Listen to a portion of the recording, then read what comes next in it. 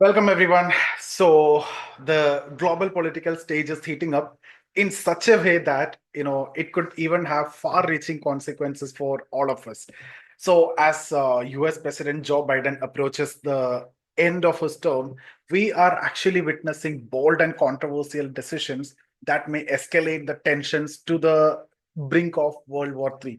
So today in this session, we will try to explore why Biden's latest move regarding the Russia-Ukraine conflict have raised serious concerns worldwide and how these actions might shape the future of global stability. So let's get started.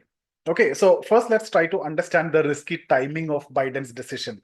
See, with Donald Trump set to take over as president in Jan 2025, Biden administration has limited time to influence global geopolitics now. So recently, Biden authorized Ukraine to strike deep into Russia using Western missiles, including targets like Moscow and St. Petersburg. So this decision made in the shadow of the US election is being viewed as a calculated move to provoke Russia and test its patience. So for Russia, the coming month could be critical as these actions seem designed to push the conflict towards a larger and more dangerous scale. So if you look at the military's role, the critics actually argue that US military industrial complex, including the defense giants like Boeing and Lockheed Martin, benefits from prolonged wars. So these corporations stand to lose billions if Trump follows through on his promise to end the Russia-Ukraine war. So to maintain their profits, there is a speculation that escalating tension now could lead to extended conflicts that will ensure, continued defense spending. So this connection between war and profit raises ethical questions about the motivations behind such high-stake decisions. Now, if you look at Russia's nuclear doctrine, we have already discussed about the changes and the updates in the previous session. That's actually a grave concern. So Russia's updated nuclear doctrine have heightened the fears of global catastrophe. So under the new policy, new doctrine, if non-nuclear state like Ukraine attack Russia with the support from a nuclear armed ally, it means it could be US. So Russia consider it grounds for a nuclear response. So even if Ukraine don't possess nuclear weapon, but if nuclear armed ally is supporting Ukraine, okay, and then Russia can use nuclear weapon, in response to that. So this change significantly raises the stakes as any miscalculation or misstep could trigger a nuclear confrontation with far-reaching consequences for the entire world. Now let's look at the Trump's peace plan. See, we have already discussed about this. Again, Donald Trump has repeatedly emphasized his intention to end the Russia-Ukraine war within 24 hours of taking office.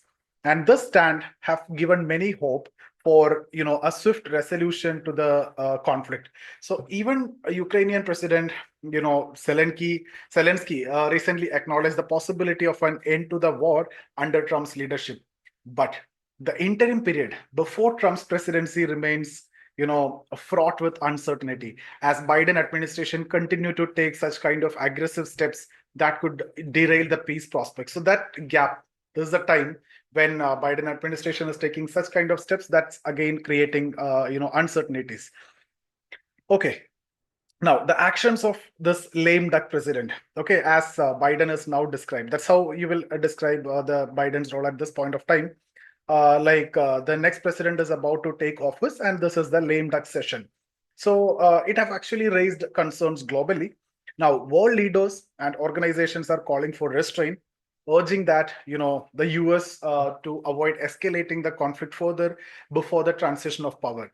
But the lack of immediate accountability for Biden's decisions actually add to the unpredictability of the situation, and that is leaving the world in a difficult position and with complete uncertainty. So if you look at the implication for global peace, we always talk about this. If tension continue to escalate, the consequence could extend far beyond Russia and Ukraine. So the ripple effects of potential large-scale war, especially one involving nuclear threats, can or could or it will impact economies, international relations, and also the global security.